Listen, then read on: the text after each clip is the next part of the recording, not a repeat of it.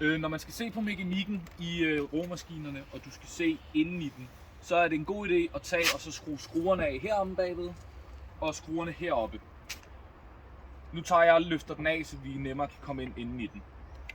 Ledningen, den går her, så går den ned rundt her, og så skal den sidde her.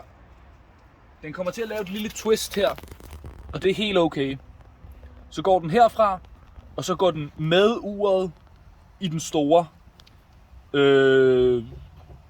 i det store svinghjul.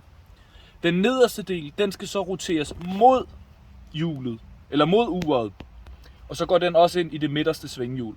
Derefter så går den ned i hjulet her, og så skal den selvfølgelig gå ned og ned til det her hjul, og så rundt om, og så om bag til elastikken, som ikke er monteret på den her romaskine. Det er vigtigt, hvis man er kommet til at have snoren for langt ude, så er det vigtigt, at man tager fysisk og sætter den på. Sætter den på med mod uret, sådan her, indtil den har en tilpas længde, hvorefter man monterer den her. Og så skal man selvfølgelig sørge for, at snoren kun har ét drej og ikke flere twists. Sådan her, hvorefter den skal op på hjulet.